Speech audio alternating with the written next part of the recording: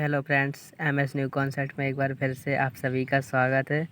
देखिए फ्रेंड्स, आज मैं आप लोगों के लिए ब्लड का पार्ट 2 लेके आया हूँ। यदि वीडियो आप लोगों को वीडियो अच्छी लगती है तो लाइक शेयर एंड सब्सक्राइब करें फ्रेंड्स। यदि कोई कमी लगती है तो कमेंट में ज़रूर बताएं। ठीक है फ्रेंड्स, तो मैं अपने ज़्यादा टाइम ना लेते हुए आप लोगों का वीडियो स्टार्ट करता हूँ। आज हम पढ़ने वाले हैं ब्लड का पार्ट 2। पिछले टॉपिक में मैं अपन ब्लड के बारे में नॉर्मल इन्फॉर्मेशन होती है, कहाँ पे बनता है, उसके अंदर क्या क्या होता है वो बता चुका था।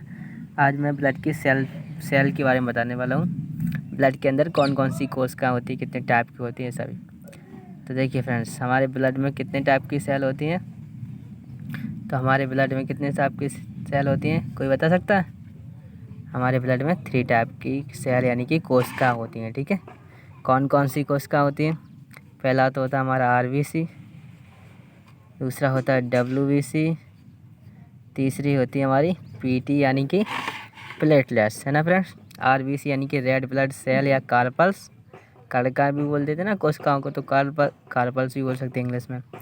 तो हिंदी में लाल रक्त कणिका या red blood cell. WBC white blood cell, PT यानी प्लेटलेट्स। इन्हें क्या बोलेंगे हिंदी में? लाल रक्त कणिका, लाल रक्त कणिका या कोशिकाएं। ठीक है, लाल रक्त कणिका। WBC white blood cell, white मतलब श्वेत, तो श्वेत रक्त कणिका या कोशिका, यही बोलेंगे ना फ्रेंड्स। तीसरी हमारी होती है पीटी। पीटी को क्या बोलते हैं? प्लेटलेट्स। प्लेटलेट्स ये होती है ना जो मलेरिया के टाइम पे प्लेट कम हो जाती है, बोलते हैं ना प्लेटलेट्स, तो ये वही है पीटी यानी प्लेटलेट्स। हिंदी में इनको बोल देंगे बिम्बाणु, इनको हिंदी में बोलते हैं बिम्बाणु। ठीक है फ्रेंड्स, तो ये तो हमारी 3 टाइप की सेल होती हैं। अब इन तीनों के, ये तो मैंने हिंदी वाले नाम बताए, इनके साइंस में डॉक्टर की लैंग्वेज में एक अलग नाम होते हैं। जैसे कि आरबीसी का होता है एरिथ्रोसाइट, डब्ल्यूबीसी का होता है ल्यूकोसाइट और पीटी का होता है थ्रोम्बोसाइट, है ना। थ्रोम्बो यानी कि थक्का जमाने वाली सेल होती है। अभी हम आगे पढ़ेंगे फ्रेंड्स। फिलहाल मैं आपको एक एक से सारी सेल पढ़ाने वाला हूँ। मैं पहले आरबीसी को स्टार्ट करके बताता हूँ फ्रेंड्स आपको।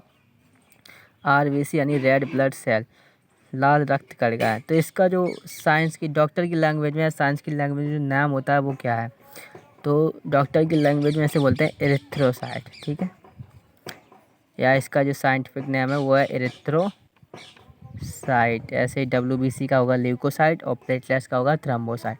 तो इसका जो साइंटिफिक नेम होता है वो होता है एरिथ्रोसाइट। अगला क्वेश्चन फ्रेंड्स आपसे पूछा जाएगा कि ये कितनी, मतलब क्वांटिटी, हाँ क्वांटिटी कितनी होती है, जैसे मेल में कितनी, फीमेल में कितनी, है ना।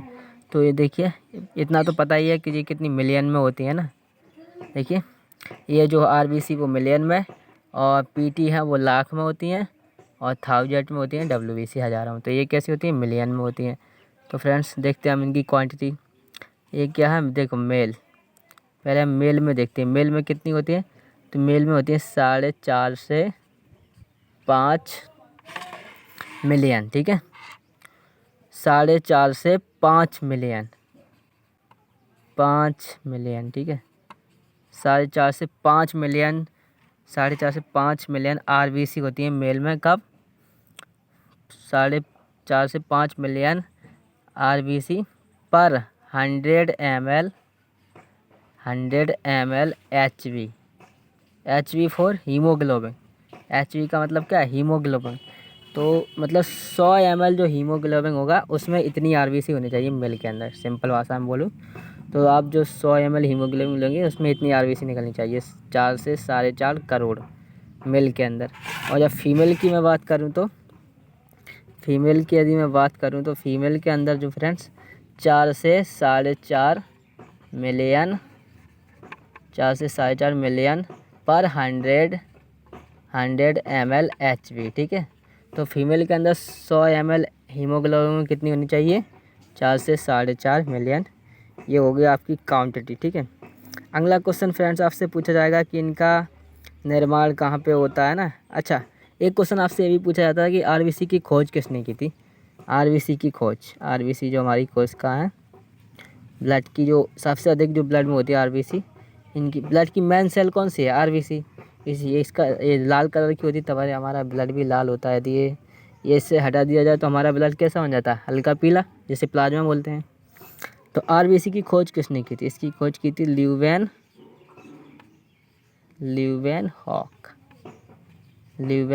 एंटोनी ल्यूवेनहॉक। मैं आपका पूरा लिख देता हूँ चलो। वैसे तो एंटोनी वैन ल्यूवेनहॉक इतना नाम है उनका, पर ज़्यादातर बुकों में एंटोनी ल्यूवेनहॉक लिखते हैं। एंटोनी ल्यूवेनहॉक,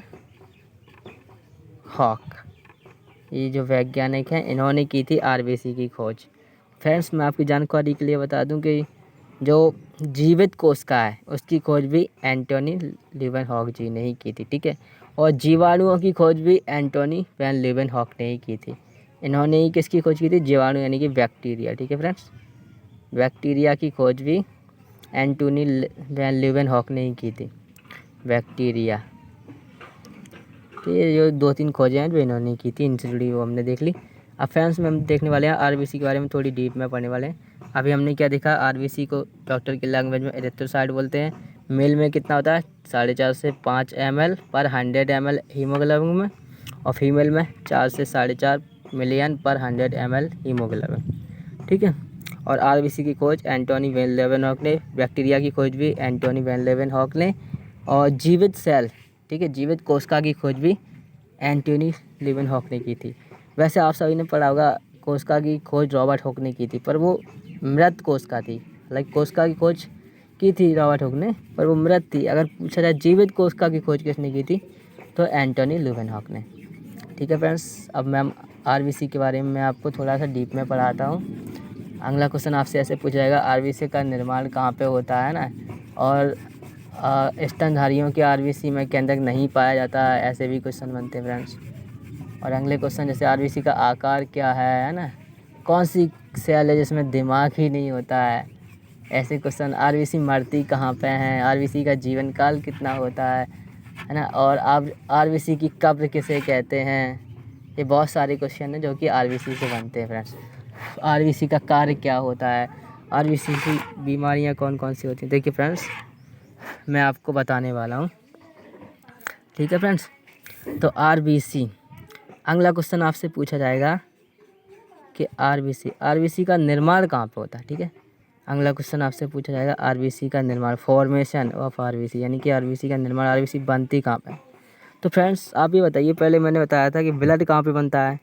ब्लड, हमारा जो ब्लड है ये कहाँ पे बनता है, ब्लड कहाँ पे बनता है, अस्थि मज्जा में, अस्थि मज्जा में है ना, अस्थि मज्जा में ब्लड बनता है। तो ब्लड की जो सेल हैं आरबीसी, डब्ल्यूबीसी या पीटी, ये ब्लड के अंदर ही तो हैं। जब पूरा ब्लड ही अस्थि मज्जा में बना है फ्रेंड्स, देखिए फ्रेंड्स ब्लड कहाँ बना था, अस्थि मज्जा में। तो ब्लड के अंदर ये आरबीसी डब्ल्यूबीसी ये जो ब्लड की सेल हैं ये भी कहाँ बनेंगे, अस्थि मज्जा में। सिंपल लॉजिक है फ्रेंड्स, जब पूरा का पूरा ब्लड ही अस्थि मज्जा में बना है तो ब्लड के जो पार्ट हैं यानी ब्लड की जो सेल हैं वो भी तो अस्थि मज्जा में ही बनेगी ना फ्रेंड्स। तो हमारा क्वेश्चन है आरबीसी का निर्माण कहाँ होगा, अस्थि मज्जा में, ठीक है, अस्थि मज्जा में, आरबीसी का निर्माण अस्थि मज्जा में। अगला क्वेश्चन, आरबीसी का जीवन काल, लाइफ टाइम कितना होता है ना, जीवन काल, आरबीसी का जीवन काल कितना होता है फ्रेंड्स, तो ये होता है 120 दिन, ठीक है।